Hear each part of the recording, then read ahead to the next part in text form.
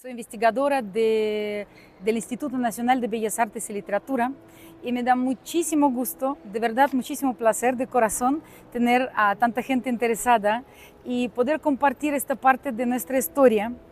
Y les agradezco mucho a la Secretaría de Educación Pública, ¿no?, y a nuestra Embajada de Rusia en México por traer estos fantásticos ejemplos de la gran lucha del pueblo soviético en la Segunda Guerra Mundial. Porque como sabemos, la Segunda Guerra Mundial empezó el 1 de septiembre de 1939. Los nazis, las tropas fascistas entraron por Polonia y a nuestro territorio ya llegó la guerra precisamente 22 de junio, en verano de 1941. Un día muy significativo porque era la noche, la madrugada, cuando todos los estudiantes terminaban su año escolar y pasearon, se sabe, pues hay testimonios que pasearon toda la noche, digamos que fue la última noche tranquila, se despedían de sus escuelas y a las 4 de la madrugada los nazis bombardearon Kiev, que fue la capital de Ucrania, que formaba parte de la URSS. Hay que contar que todas las pinturas y también trabajos gráficos de esta exposición pertenecen a un estudio muy importante de pintores militares, se podría decir estudio militar. Y es algo muy interesante porque este estudio que formó Mitrofan Griekov se organizó antes de la guerra, en 1934.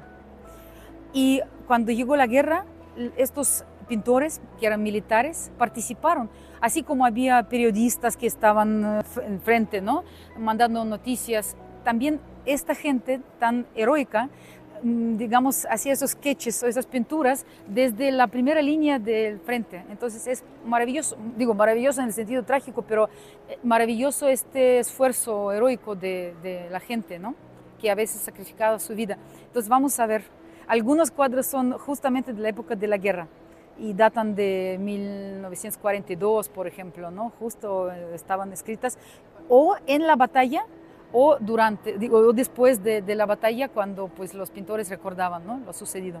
Entonces vamos a empezar por este bloque, por favor. Yo creo, aquí estamos en la Plaza Roja, no la vemos toda, es un edificio muy icónico, muy importante para la capital de Rusia, Moscú, que durante muchas décadas fue el famoso Museo de Historia, un edificio muy bello construido en el estilo pseudo ruso, que es como una estilización de elementos antiguos, pero a los inicios del siglo XX.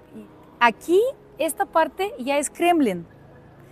Por ejemplo, este pequeño detalle que les decimos la cola de golondrina, estos detallitos vienen de un estilo muy interesante, muy particular de Italia, del norte de Italia, Milán, Bolonia. El Kremlin, como lo concibieron en la Edad Media, era de color blanco, pero en el siglo XV los zares rusos invitaron a los arquitectos y pintores, sobre todo arquitectos e ingenieros italianos, entre ellos era Aristóteles Fioravanti, que ayudó a reconstruir un poco, modernizar Kremlin, y desde entonces tiene esta forma. Esto viene, les digo, como de Italia. Estos detallitos yo creo que los italianos los dejaron, y son unas de las torres muy importantes de Kremlin. Kremlin, si alguien se pregunta, ¿qué significa Kremlin? Literal es como citadel, o sea, la sede, ¿no?, la ciudadela, decimos en español exactamente, que protege la ciudad. Entonces es el mero corazón de Moscú. Y la Plaza Roja está detrás del Kremlin. Y aquí tenemos en el caballo blanco al mariscal Zhukov, que era el que se considera el vencedor realmente de la Gran Guerra Patriótica, nuestro gran mariscal. Y hay historia trágica, porque pues se sabe que antes de la guerra, pues como en el poder estaba Joseph Stalin, que pues era una persona muy controvertida, muy fuerte, también le atribuimos victoria en la guerra, pero también costó muchas vidas, ¿no? Y también se sabe que como él era una persona, él y su entorno, digamos, más cercano, eran muy desconfiados de los militares. Justo antes de la guerra fueron fusilados muchos mariscales importantes. Entonces, con los que se quedaron, pues Zhukov fue uno de los genios que ayudó a combatir, ¿no?, a las tropas soviéticas en esta trágica guerra. Hay según yo sepa, hay un dato curioso que pues se supone que siempre un mariscal, así en un desfile de gloria terminando la guerra, tenía que cabalgar, tenía que estar sobre un caballo, pero creo que no había un caballo, había una yegua. Entonces la disfrazaron y pusieron así al mariscal sobre este hermoso animal. Entonces es el desfile de la victoria del 24 de junio de 1945. Sabemos que la guerra acabó en mayo, pero cuando regresaron esos mariscales, oficiales y soldados rasos también a Moscú, pues pasó algo de tiempo, y justo esto se conecta con esta importante pintura también. Aquí estamos justamente en el momento en este desfile. Lo que está sucediendo, miren, ¿qué es lo que vemos aquí? Las banderas, los estandartes nazis. Es un hecho muy conocido que se hizo pues simbólicamente, ¿no? Porque sabemos que entre pueblos no hay odio. En realidad había incluso historias de amor entre alemanes y rusos en la guerra, pues esto no se puede evitar y nadie juzga, ¿no?, estos casos, pero simbólicamente para el país que perdió cerca de 24 millones de personas era importante, y es un acto de humillación oficial de estas banderas, estos estandartes del fascismo que no eran aceptables, ¿no? Entonces se hizo todo un desfile impresionante. Hay videos obviamente en blanco y negro, no tan a color, pero los pueden buscar y seguramente en alguna de las plataformas libres en YouTube pueden encontrar cómo marchan esos soldados y están arrojando a una de las paredes del Kremlin. Justo aquí es el mausoleo, esta pirámide que yo creo que fue inspirada en pirámides mexicanas, porque había siempre muy buena relación entre los comunistas mexicanos y rusos. Se sabe que Diego Rivera iba a Rusia, llegó por ejemplo a los 10 años de la Revolución de Octubre, en el 27, e incluso hace unos pocos años se encontró una pintura de Rivera desconocida en uno de los museos de Moscú. Entonces ahí está el mausoleo, dice Lenin. Esta es una de las torres icónicas, se llama la Torre de Salvador, Spasskaya Bashня, que siempre, cada cuarto de hora marca el reloj. Y cada hora también tiene unas campanas muy bonitas que están sonando. Por cierto, el arte de las campanas en Rusia también es todo un tema aparte. Se podría traer toda una exposición hablando de esto, ¿no? Entonces, esa es la torre más importante. Aquí están los mariscales, los oficiales más importantes que están como recibiendo estas banderas, ¿no? Incluso la gente las pisaba, ¿no? Y aquí seguramente mucha gente conoce esta iglesia que erróneamente se llama Catedral de San Basilio. No es catedral. La catedral está cerca, también en el centro de Moscú, pero es la iglesia de San Basilio y también es una historia muy interesante.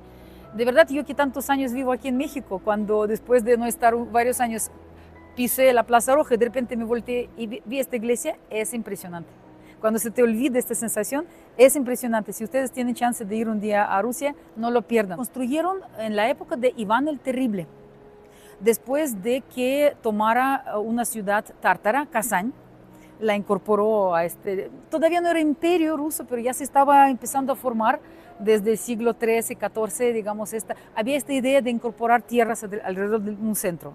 Moscú no siempre fue la capital, había capitales anteriores, Kiev, luego Suzdal, Vladimir, luego fue Moscú, San Petersburgo un tiempo y luego regresó a Moscú, ¿no? Entonces Rusia ha tenido varias capitales, pero sí es, para nosotros es como un bombón, una representante de una belleza, ¿no?, medieval rusa, pero fue construido también como reconocimiento de un hecho militar muy importante, estratégico. Del otro lado tenemos también una tienda preciosa. Les contaba sobre otra pintura que es este estilo como antiguo ruso que se está recuperando a principios del siglo XX. Esa es una tienda muy importante que se llama GUM, Государственный универсальный магазин, la tienda universal estatal, pero es tan bella que parece museo. Pues entonces aquí tenemos este momento de la acción del parad, como se dice en francés, en ruso también parad, el desfile de la victoria, 1945. Y tenemos otra escena, no hay tantas escenas así, digamos, ostentosas, ¿no?, y gloriosas que muestran a los mariscales y los oficiales con decoraciones, pero miren, aquí tenemos de varios ejércitos, varios grupos de ejército, ¿no? Por ejemplo, aquí están los que manejan los tanques, este típico casco, el casco de un tanquista, ¿sí? Y entonces, porque por los colores se distinguen diferentes tipos de ejércitos, ¿no? Porque, por ejemplo, los que son de Fuerza Aérea siempre tienen color azul clarito, azul cielo. Y yo vengo de familia de militares, curiosamente mi padre era un ingeniero militar, nunca piloteó, nunca fue, digamos, un piloto activo, pero se dedicaba a investigar catástrofes de aviones militares justamente. Sí, o sea, analítico. Y sí, pero siempre tuvo que usar uniforme, por esto yo sé cómo se distinguen, ¿no?, los diferentes grupos. Y pues otra vez los ganadores en el desfile, ¿no? Había muchísimos, ¿no?, frentes, sí, también leen estas memorias, ¿no? Había de Ucrania, había, de hecho, varios en diferentes regiones, ¿no? Porque el enemigo atacaba desde varias partes, entonces tenían que poner como fronteras, ¿no? Y lo trágico es que, como les dije, el 22 de junio empezó la guerra en la madrugada, pero los fascistas avanzaron muy rápido, porque como tomaron de manera inesperada, ¿no?, al pueblo, entonces pudieron, en los primeros meses de verano, ya saben que había este plan Barbarossa, que pensaban en un par de meses terminar la guerra. Sin embargo, no fue tan fácil, el país es enorme, tuvieron que caminar mucho. Me contaban algunos amigos que cuando hablaban con los ex oficiales alemanes que sobrevivieron también, que luego no podían ni caminar, no querían. O sea, el hecho de caminar les provocaba náuseas, era una cosa tremenda, porque de verdad tuvieron que hacer una barbaridad, un esfuerzo tremendo, sí, y fue en vano, ¿no? Pero sí llegaron hasta Moscú. Y ya en verano, los fascistas estaban cerca de Leningrado, que ahora es San Petersburgo, cerca de Moscú. Imagínense, me decía una compañera hace unos años que pues en realidad se compara, o sea, imagínense como si viéramos el Zócalo de México y comparen con el 17 kilómetros, o sea, como el monumento este de petroleros, ahí en Periférico, más o menos Reforma, así de cerca. Y los pararon, y casi todos los que estaban defendiendo murieron. Pero sí, llegaron demasiado cerca. Y en Leningrado fue un hecho muy trágico porque, como ustedes seguramente saben, la ciudad fue sitiada. Se rodeó y la gente no podía salir. Y 900 días duró este sitio. La gente moría, miles, cientos de personas. Les daban, primero, pues, les estaban reduciendo, digamos, la ración de comida. Y finalmente llegaron a un pedacito, no les miento, de este tamaño de pan al día, por persona. Y no, ni siquiera era pan, o sea, que se mezclaba con celulosa o quién sabe con qué otros materiales, ¿no? Pero sí, pero tenían que por lo menos tener algo en el estómago. Entonces eso fue muy trágico. Y si nos volteamos aquí, este cuadro se llama El Camino de la Vida, porque solamente en la época de invierno se podía salir de Leningrado por un lago. Ya saben que ahí el clima es muy severo e incluso en aquel invierno, que era del 41-42, la temperatura bajó 40 grados bajo cero. Era especialmente frío. También fue, por otro lado, una de las razones que los nazis no pudieran llegar tan fácilmente, porque ningún europeo, ¿no?, excepto los rusos, a lo mejor los nórdicos, ¿no?, están preparados para estos fríos. Y entonces esto los detenía un poco. Aquí es no sabemos qué ciudad es, puede ser San Petersburgo, Leningrado, puede ser Stalingrado, pero dice la ciudad no fue entregada al enemigo. Y ahí vemos un militar alemán o varios militares alemanes y los rusos que llegaron, ¿no? Y obviamente destrozados los edificios, ¿no?, por los bombardeos. Yo me imagino que es madre e hijo que están regresando. El cuadro se llama Regreso, el retorno. Yo creo que están justamente regresando de la evacuación, a lo mejor de un lugar a donde los llevaron, a lo mejor a los Montes Urales, a donde no llegó el enemigo, pero pues regresan y encuentran a lo mejor la casa destruida, o quiero pensar, porque parece ser una chimenea, ¿no?, chimenea de la casa que ya no existe. Es que en Rusia las chimeneas siempre se llaman chimenea rusa, es como el centro, el hogar realmente, ¿no? Y entonces pues regresan a nada y están pensando qué es lo que van a hacer. Mi abuelo materno era militar también, era piloto de la Marina. Entonces en las primeras horas viviendo en Ucrania lo mandaron al frente y a mi abuela con sus 3 hijas las mandaron a la evacuación y casi Este listón que está arriba se llama el listón de San Jorge, siempre lo llamamos así, aunque esto no viene de la Segunda Guerra Mundial. Esto es mucho antes, es que todavía en Rusia imperial había condecoraciones que tenían ciertos listones, ustedes saben, en muchos países hay condecoraciones, ¿no? Y San Jorge es el protector de Moscú y también hasta cierto punto es el protector de Rusia, ¿no? Muy importante. El que combate al dragón, ¿no? Entonces sí, simbólicamente, pues siempre cuando llega el día del 9 de mayo, que para nosotros es el día de la victoria, nos ponemos este listoncito entre naranja y negro, ¿no? Y aquí tenemos las fotos de algunos héroes de la guerra. Otra vez, un fragmento del desfile, pero este es desfile diferente, es el desfile trágico. Es cuando los soldados se iban al frente, o sea, pasaban por la Plaza Roja, otra vez vemos el mausoleo con las letras Lenin, y estas tropas ya se van al frente directamente. Estaba tan cerca la guerra realmente, y yo les conté ahí del camino de la vida por el lago Onega, ¿no? Pero saben que yo cuando estuve en Leningrado, en San Petersburgo, hace varios años, veníamos en un tranvía y decía, miren, la tranvía que abarca toda la ciudad, llegaba hasta cierto punto y decía, ciudadanos, aquí tienen que descender porque después ya es frente. O sea, todavía era la ciudad, pero ya el tranvía a lo mejor llevaba a los soldados más lejos. Entonces no había frontera prácticamente entre la ciudad y el campo de batalla. Entonces esto es lo que nos, de algún modo, demuestra este cuadro. Es el año 1941. Aquí brincamos un poco en el tiempo y yo les decía que pues la guerra no empezó en el 41, en realidad se sabía. Como decían también sobre la situación en Europa de los años 80 del siglo XIX, la paz armada, ¿no? También era paz armada, porque aquí este cuadro fue hecho, de hecho, en el 1935, por estos mismos pintores militares, y son las maniobras, son ejercicios militares, ¿no?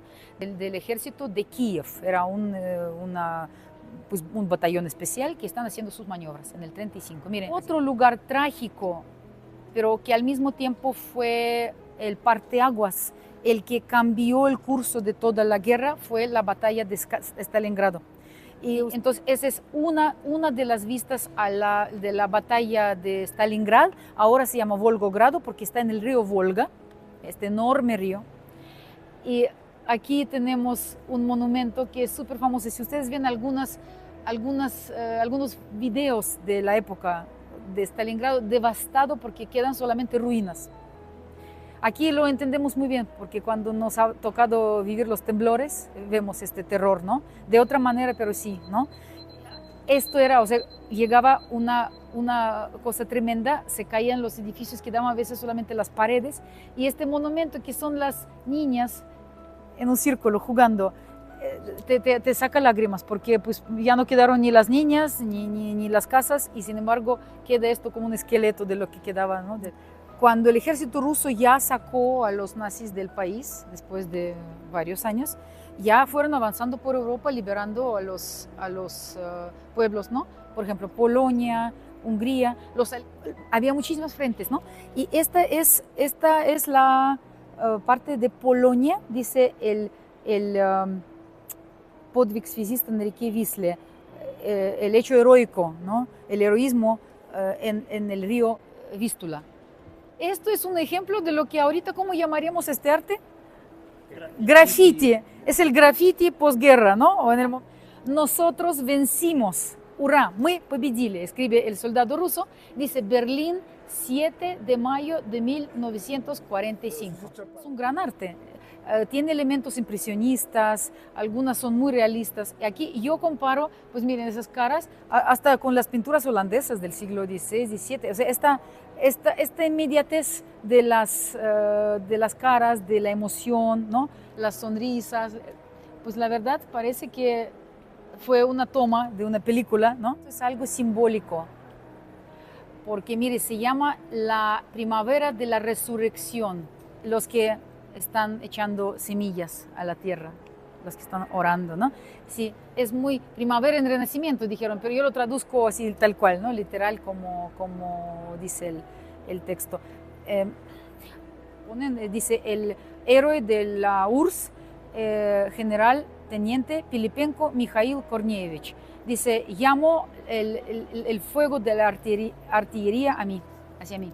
Entonces él se está sacrificando bajo un tanque alemán, pero sí hace que a lo mejor se salven otros de su división, de su batallón, ¿no? De su escuadrón. Este lugar merece un cuento aparte porque yo creo que les mencioné ya algunas ciudades que se llaman ciudades héroes, que eran 12 ciudades. Yo tengo aquí mi acordeón para no olvidar ninguna. Les voy a decir Leningrado, que ahora es San Petersburgo, Stalingrado, que ahora es Volgogrado, Moscú, Kiev, Odessa, Sebastopol, en el Mar Negro, Minsk, es capital de Bielorrusia, Kerch, Novorossiysk, Tula, Murmansk, Smolensk y la 13ª, ¿no? 13ª, no es ciudad, pero es fortaleza, se llama Fortaleza Héroe, la fortaleza de Brest, que está en Bielorrusia también. Todos los que combatieron ahí murieron, prácticamente quedó devastada, porque era un lugar también fronterizo por donde entraban los nazis. Y aquí es otro mariscal, no es Zhukov, es mariscal Vasilevsky en un mirador también de guerra. Y es la ciudad de Königsberg. Es una historia muy interesante. Ahora es Kaliningrado, porque fue de las poquísimas cosas que Rusia le quitó a Alemania. Es la ciudad donde vivió el gran filósofo Kant. Ahí era punto estratégico y después de la guerra esta parte pasó a Rusia. Miren, también es Berlín, 1945, pero dice descanso después de una batalla. Todavía no es el 8 o 9 de mayo. Todavía faltan algunas batallas y quién sabe, a lo mejor algunos de estos bellos soldados no sobrevivirán, pero están tranquilamente fumando y tocando. ¿Qué instrumento es? El acordeón, exactamente. Entonces nos podemos imaginar el sonido de esa escena, ¿no? Seguro la enfermera Natasha, seguramente también después de su turno de trabajo, después de ver a varios heridos, muertos, está pobre, dormida, sentada, ¿no? Así eran las mujeres heroicas. Y aquí están, es la batalla aérea sobre el convoy, dice, de los aliados. Es un, diríamos, kamikaze, ¿no? O sea, un señor pues que ya se sacrifica, pero ahí todos eran suicidas, pues porque en la guerra, o sea, si no te echabas a los tanques del enemigo, te disparaban porque pues era la regla, ¿no? Y tenías que vencer. Entonces, seguramente con una granada, con algo, ¿no? Porque ahí está la svástica, ¿ven? Es un tanque alemán y es un ruso, un soviético. En Kursk, otra batalla súper importante también, de las importantísimas, las que determinaron el curso de la guerra.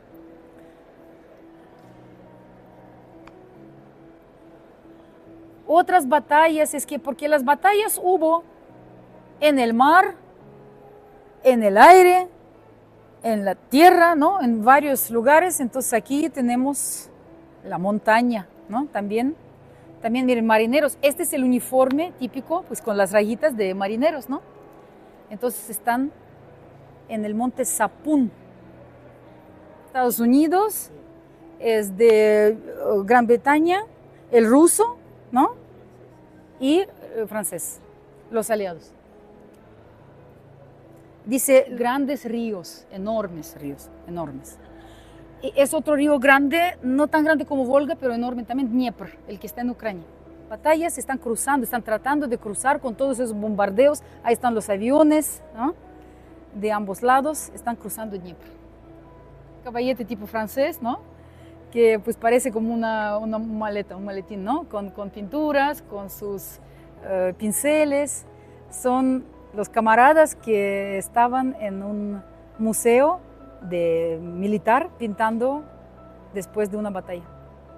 Tan felices, esta adrenalina tremenda, ¿no? Después de llegar a Berlín o alguna otra capital. Победа es victoria en ruso. Победа за кровь земляков, por la sangre de los paisanos. Русский.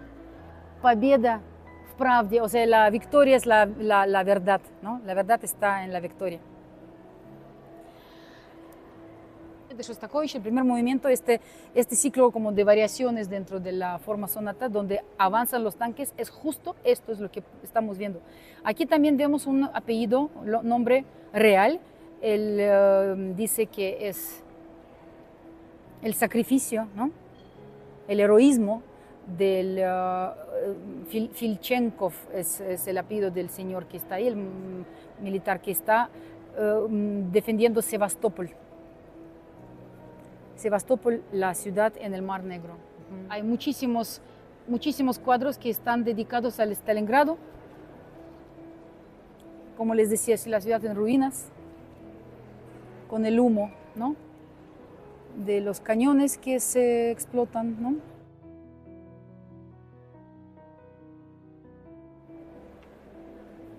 Bajo el fuego enemigo, también de los cuadros modernos, pero conservan muy bien el espíritu de aquella época, ¿no? Otro Stalingrado, la batalla por el Stalingrado, una de las batallas, de las múltiples que hubo. Y aquí otra vez estamos en el Oriente Lejano, agosto de 1945. Miren los japoneses, otra vez la bandera, ¿no? Y las caras nos revelan que es otro frente. De la URSS, ¿no? Ahí está el camarada Stalin, a la izquierda, ¿no? Junto al globo, y todos los mariscales que lo estaban apoyando en esta estrategia, ¿no? de guerra. Esto es justo antes de atacar Berlín. O sea, también es el año ya 45, los últimos pasos, ¿no? Berlín, dice ahí en ruso. Esto es Yuri Levitan, un fantástico locutor. Y le tocó ser locutor en la radio, anunciando cosas muy fuertes. Cuando había, por ejemplo, bombardeos, decía, así casi digo, yo no puedo evitar comparar con cuando hay alerta sísmica, ¿no? Porque alerta sísmica. Esta voz tan impactante, o sea, así era la voz de este señor. Él decía, граждане, воздушная тревога, воздушная тревога. Era un bajo así muy potente, entonces la gente corría a esconderse, ¿no? Y entonces esto es, el cuadro se llama Atención, comunica Moscú o habla Moscú. Y dice literalmente lo siguiente, esto nos quiere decir que es comunicado cuando empezó la guerra. Atención, habla Moscú, transmitimos un importante comunicado gubernamental. Ciudadanos y ciudadanas de la Unión Soviética, hoy a las 4 de la madrugada, sin ninguna declaración de guerra, las Fuerzas Armadas alemanas atacaron las fronteras de la Unión Soviética. Ha comenzado la gran guerra patria del pueblo soviético contra los invasores nazi-fascistas. Nuestra causa es justa. El enemigo será derrotado. La victoria será nuestra. Este es Yuri Levitan. Realmente que por todos lados encontramos, ¿no? Esta Kursk, otra vez Kursk se llama, dice el campo ruso. 2021, mire, una pintura moderna. Parecido, pero en invierno, Al ataque, así se llama el cuadro. Al ataque, porque las batallas sucedían en invierno, en verano, en otoño, en primavera. Y este cuadro me da una emoción especial porque yo creo que en uno de estos aviones volaba mi abuelo. Y dice, justamente es un avión que se llamaba Yakovlev 9 sobre el Sebastopol liberado. Esto todo el mundo sabe qué es. Porque hay incluso las famosas fotos, ¿no? De este soldado quien subió al Reichstag en Berlín y puso la bandera roja. Este es Dresde. la bellísima ciudad del este de Alemania. Y esta es la Madonna de Sixtina, se llama. En ruso le decimos Sixtinskaya Madonna. Es interesante porque este Papa Sixto, miren, Sixto de 6, cuenten, 1, 2, 3, 4, 5, 6 dedos. Así simbólicamente lo dibujan. Viendo cómo pueden interpretar este momento. Salvando obras de arte. Sí, porque Dresde fue, lamentablemente también, entre los aliados también hay historias tristes, porque saben que hay, por ejemplo, los alemanes bombardearon Coventry en Inglaterra y los ingleses bombardearon Dresde. Yo creo que no había necesidad para hacer esto, porque es una joya. Sin embargo, creo que les dolió tanto por Coventry, sí, bueno, se entiende, porque mucha gente también murió. Pero por lo menos los soviéticos salvaban estas obras de arte para ponerlos en una bóveda para que no se desaparecieran y luego las regresaron. Miren, la gente alegre, triste, pero alegre, como dice también una canción, que es la fiesta con las lágrimas, la que puse ahí en mi presentación, dice que es la fiesta, el festejo con lágrimas en los ojos. Esos son los niños de Stalingrado. A lo mejor los están salvando, a lo mejor los están sacando, ¿no?, de esta ciudad devastada, bombardeada, pero pudieron salvar a alguien.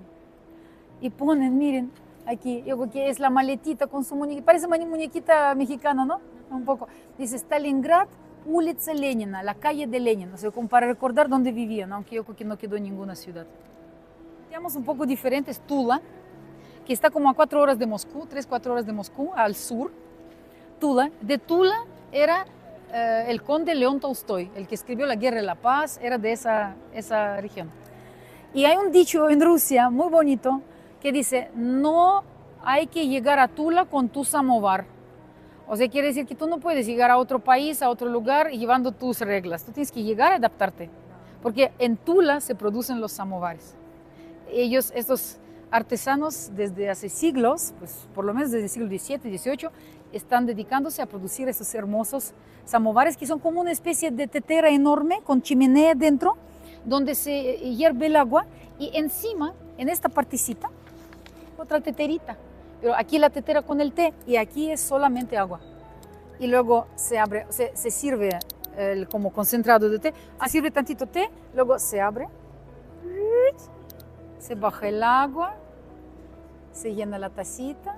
Así. Muchos rusos, aristócratas, así como del teatro de Chekhov, o sea, si ustedes se imaginan, siempre estaban en su terraza con samovar, música rusa, y pues estamos teniendo planes de ayudar mucho en este sentido, ¿verdad? Sí, yo estoy a su disposición, a sus órdenes, con mucho placer.